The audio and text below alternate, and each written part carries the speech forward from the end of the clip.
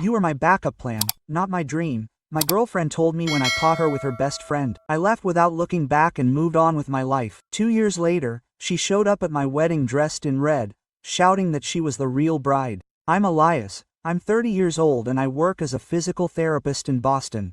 This is my story, and although it sounds like something out of a bad movie, I swear every word is true. It all started on a Friday in October. I had planned that day for weeks. I had the ring in my pocket, a simple silver one with a blue stone that I saw at a thrift store. It wasn't expensive, but it was perfect. Camilla always said she didn't like flashy things, that she preferred the simple, the authentic. 4 years together taught me to believe her. I had asked for the day off from the clinic where I worked. My coworkers knew what I was going to do. Sandra, the receptionist, winked at me as I left. Good luck, Elias. She's going to say yes. I smiled nervously with the ring. Who sent his pocketbook and a bag of Thai food in his hand? Pad Thai, his favorite, from the restaurant 3 blocks from our apartment. Our apartment, well, technically it was mine. I had been renting it before I met her, but Camilla moved out 2 years ago. She said it made sense, that we spent all our time together anyway. I paid the deposit when she moved out and I never asked her to split the expenses evenly. She worked at an art gallery, made less than me, and it didn't seem fair to pressure her. Besides, we were a couple. That's what couples do. They don't lean on each other. I walked up the stairs of the 4-story building, my heart beating fast. I had rehearsed how I would do it. I would put food on the table, take out the ring, get down on one knee, and say something simple. Camilla, I want this to be forever. Will you marry me? Nothing fancy, nothing that sounded fake, just the truth. When I opened the door to the apartment, I heard laughter, laughter coming from the room, laughter that wasn't just hers. I left the bag of food on the small table by the entrance and walked slowly down the hallway. The door to the room was ajar and there was Camilla in our bed with Mateo. Mateo was her best friend since college. I had seen him 1,000 times. He would come to our apartment, we would watch movies, share pizzas. I trusted him, I trusted her, I trusted both of them. I don't know how to describe what I felt at that moment. It wasn't anger, it wasn't sadness, it was something colder, like someone had turned off a switch inside me. I stood there in the doorway watching them. She was wrapped in the blue sheet we bought together at Target. He was bare-chested and had an idiotic grin on his face. Camilla saw me first. She sat up suddenly with huge eyes. Elias, this isn't it, this isn't what it seems. Oh, no. My voice came out calm, too calm. So what is it? Mateo stood up quickly, looking for his shirt. Bro, I'm sorry. Shut up, Mateo. I didn't look at him, I just looked at Camilla. How long? She swallowed. Elias, please let me explain. How long, Camilla? Quote. There was a long silence. Mateo put on his shirt and left the room without saying anything else, leaving only the sound of the front door closing. Camilla stood there with the sheet clutched to her chest, looking at me as if I were the one who had done something wrong. 6 months, she finally said. 6 months. Half a year. While I was planning to propose, she was with him. While I was working extra shifts to save money, she was bringing him into our bed. While I was trusting, she was lying. Why? That was all I could ask. Camilla bit her lip. I saw tears in her eyes, but they didn't move me. You were plan B, Elias. No, the dream. Mateo and I, there had always been something since college, but he wasn't ready for anything serious. And you were there. Plan B, those words cut like knives. 4 years reduced to that. I was the safe guy, the one who paid the bills, the one who was there when she needed stability, but I was never what she really wanted. I took the ring out of my pocket, put it on the nightstand, next to the lamp she picked out. You keep the apartment. I'll send for my things next week. Elias, wait, please, let's talk. No, I replied. I left the room, grabbed the bag of Thai food that was already cold, and left. I went downstairs, out into the street, and walked aimlessly for hours. Boston in October is cold, but I didn't feel a thing. I just walked with the bag in my hand, not knowing where to go. I ended up at Luis's apartment, my best friend since high school. Luis answered the door in sweats and an old t-shirt with a beer in his hand. Elias, what happened? You look like a zombie. I found her with Mateo. Luis didn't say anything, just stepped aside to let me in. I sat on his couch while he put the Thai food on plates. We ate in silence. There was nothing to say. Luis knew that if I wanted to talk, I would. And if I didn't, he would be there anyway. That night I slept on his couch. I didn't cry, I didn't scream, I just stared at the ceiling, thinking about how I had been such an idiot, how I didn't see the signs, how I had wasted 4 years with someone who had never saw it as her first choice. On Saturday morning, Luis woke me up with coffee. What are you going to do? Move out, start over. Are you going to talk to her? There's nothing to talk about. Luis nodded. And the ring, she can keep it or give it to Mateo. I don't care. For the next few days, I focused on the practical. I found a small apartment, a studio on the second floor of an old building. It was basic, with a tiny kitchen and a window that looked out onto an alley, but it was mine. I signed the lease, paid the deposit, and started moving. Camilla tried calling me multiple times. I let all the calls go to voicemail. I listened to the messages once just to confirm there wasn't a real emergency, and then I deleted them. They all said the same thing, that she was sorry, that she made a mistake, that she wanted to explain herself, that I was important to her, but she never said she loved me. She never said I was her first choice, just that she made a mistake, as if running into Mateo and ending up in bed with him was something accidental. I blocked her number. I blocked Mateo. I also blocked the mutual friends who I knew would tell everything I did. It wasn't out of anger, it was out of self-preservation. If I wanted to move forward, I had to cut off all contact. The move was quick. We didn't have much together. Most of the furniture was mine from before she arrived. I packed my clothes, my books, my computer.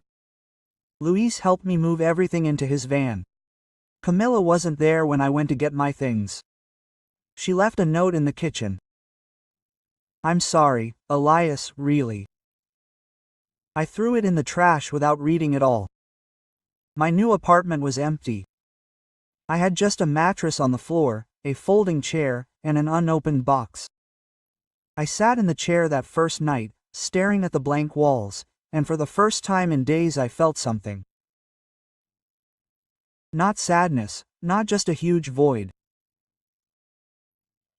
But that void was mine and I could fill it with whatever I wanted.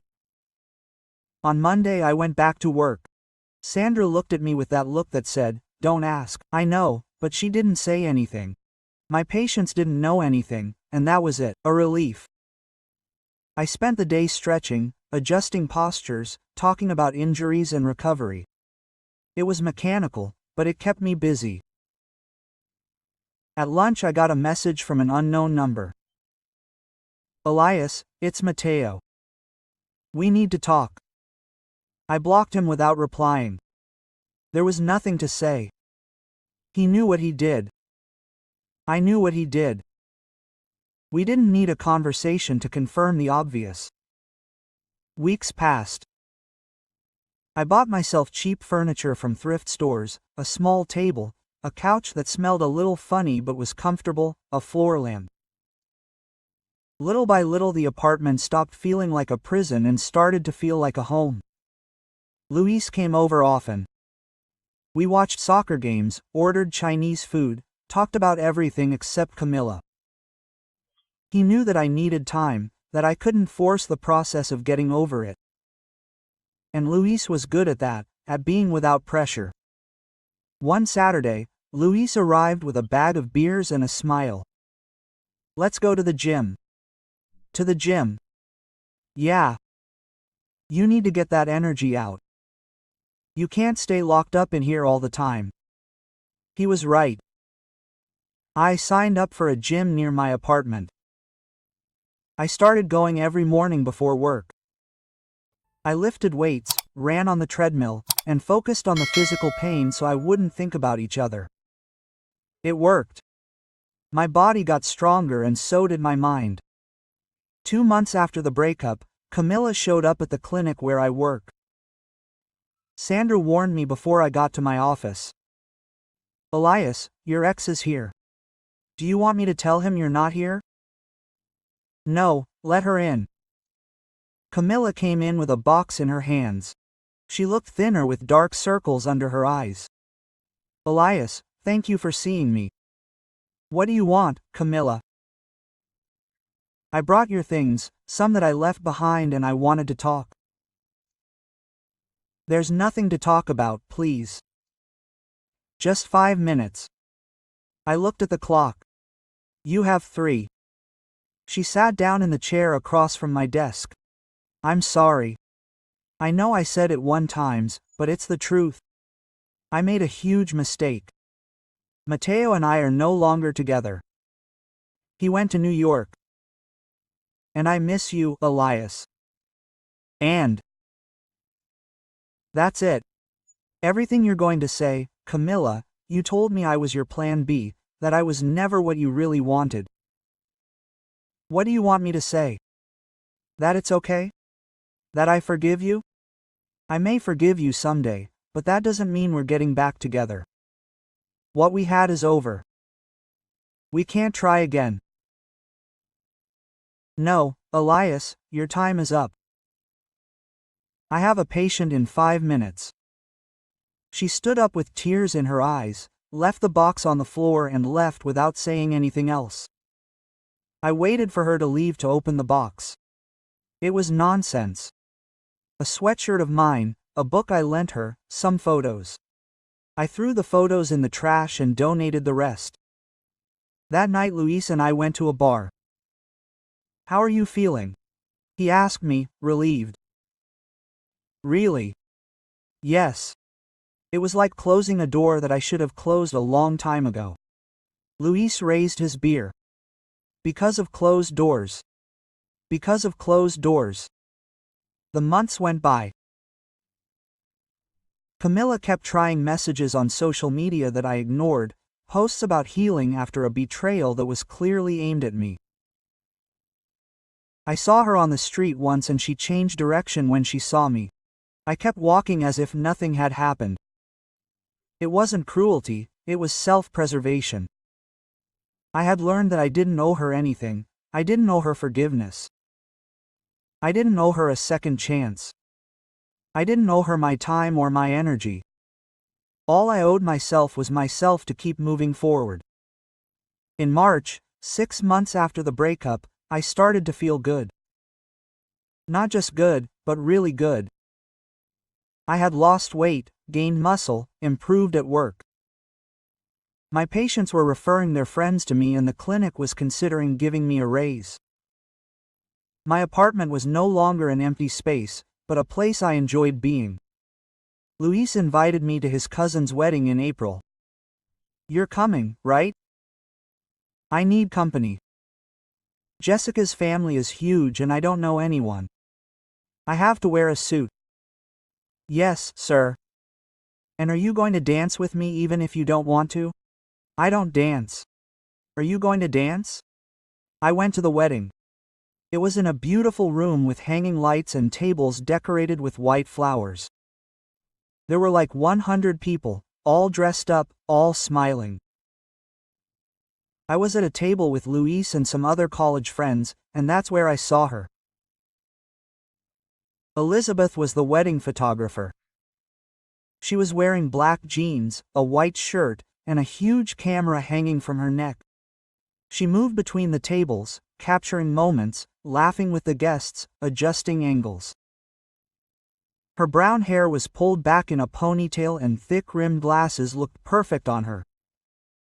Luis nudged me. Stop looking at her like a stalker and go talk to her. I'm not looking at her. Of course I am. No, you coward. But I didn't have to go to her because she came to me. She came over to our table, camera ready. "Hey, guys. Do you mind if I take a group shot?" "Not at all," Luis said, posing immediately. Elizabeth took several photos, adjusting the lighting, laughing at Luis' ridiculous poses. When she was done, she looked right at me. "You didn't smile in any of them." "I'm not one to smile in photos. Not even a little bit." "Not even a little bit." He laughed. "Well, the mysterious one. I like him. I'm Elizabeth, but everyone calls me Lee." "Elias." "Elias. Good name. Are you with anyone?" "With Luis. He's my best friend." "And you don't dance?" "No, we'll see." He winked and went off to take more photos. Luis looked at me with an idiotic grin. "Do you like her?" "I don't know her." "But do you like her?" I didn't answer because he was right. There was something about her. It wasn't just that she was attractive, although she was. It was her energy, the way she moved, her laugh. She was different. At the end of the night, when most people had already left, Elizabeth sat at our table with a beer. It was a good wedding, exhausting, but good. "How long have you been a photographer?" I asked. 5 years. I started as a hobby and now it's my full-time job. Weddings, events, the occasional commercial shoot. I'm not complaining. It must be hard working weekends sometimes, but I like it. I get to capture moments that people will remember forever. It's nice. We talked for an hour about her job, mine, Boston, life. There was no drama, no pressure, just easy conversation with someone who seemed genuine. Before we left, I asked for her number. "Would you like to grab coffee sometime?" "I'd love to, but on one condition." "What?" "You have to smile in at least one photo." I smiled. "Deal." The next few months were unlike anything I'd ever experienced before. Elizabeth and I started seeing each other. Coffee breaks, walks along the river, trips to thrift stores where she would search for vintage frames for her photos. There was no rush, no impossible expectations. Just two people getting to know each other without masks. One afternoon, as we were walking through the park, she asked me about my past. "Have you been in a serious relationship before?" "Yeah, it lasted 4 years. It ended a year ago." "What happened?" "He cheated on me." During her months with her best friend, Elizabeth stopped and looked at me. "I'm sorry, that must have hurt." "It hurt, but it's over now." "Are you still talking to her?" "No, I blocked all contact. It was the best thing to do." Quote, Elizabeth nodded. "I respect that. Sometimes closing doors is the healthiest thing you can do." That's what I loved about her from the beginning. There was no judgment, no drama, just understanding. 6 months later, Elizabeth and I moved into a bigger apartment together. We adopted a dog, Milo, a rescue mix who became part of our routine. Morning walks, impromptu dinners, movie nights. It was simple, but it was real. A year after we met, over a homemade pasta dinner, I placed a ring on the table. It wasn't the same one I had bought for Camilla. It was a new one with a green stone that Elizabeth loved. I'd rather build than rebuild. "Will you marry me?" Elizabeth smiled, her eyes filling with tears. "Yes." We planned a small wedding. 50 guests, a quiet room with natural light, simple flowers, nothing fancy, nothing fake, just us and the people who really mattered. The wedding day arrived. I was nervous, but happy. Luis was my best man. Sandra from the clinic was among the guests. Elizabeth looked beautiful in a simple ivory dress. The ceremony began. We were in the middle of taking our vows when I heard a commotion at the entrance. Shouts, quick footsteps. And then I saw her. Camilla, dressed in bright red, with her hair loose and her eyes wide open, entered the room shouting, "That ring is mine. This wedding is mine. I am the real bride." The room fell silent. Everyone turned to look at her. I just took a deep breath and looked at Elizabeth, who had one eyebrow raised and a serious expression on her face. Two security guards that we had hired just in case something like this happened, approached Camilla. She kept yelling, pointing at me, saying that I had betrayed her, that she loved me, that this was a mistake. "Ma'am, you have to go," one of the guards said. "No, I'm not leaving, Elias, please tell them this is a mistake." I didn't say anything, I just looked at her. And in that moment I didn't feel anger, or sadness, or even pity. Just indifference. Luis approached me. "Do you want me to take care of it?" "No, they're leaving now." The security guards escorted her out as she continued screaming. The police, who were also aware thanks to the restraining order I had filed months before, were waiting for her in the parking lot. I had been warned that Camilla had been asking about me, that she had been following my social media from fake accounts. That's why I took precautions. When the noise died down, the officiant looked at me. We continued. I looked at Elizabeth. She smiled and nodded. Of course I did. We finished the vows. We got married, we danced, we ate, we laughed as if nothing had happened, because for us nothing had happened. Camilla was just a shadow from the past that tried to sneak into my present, but she no longer had power over me. Months later, I received a letter from a lawyer representing Camilla. He asked for emotional closure, a meeting to talk things over, a formal apology on my part for abandoning her. I threw her in the trash without answering. Now, sitting on the balcony of our apartment, with Milo at my feet and Elizabeth focusing her camera on the city, I think about everything that happened, about how a betrayal broke me, about how I chose to rebuild myself alone, about how I found something real when I stopped looking. Peace doesn't come alone. It's one with clear boundaries and people who don't need fireworks to stay. It's one by saying no to what hurts you and yes to what builds you up. Elizabeth lowers the camera and looks at me. What are you thinking about? That I made the best decision of my life? Which one? Leaving that night, closing that door.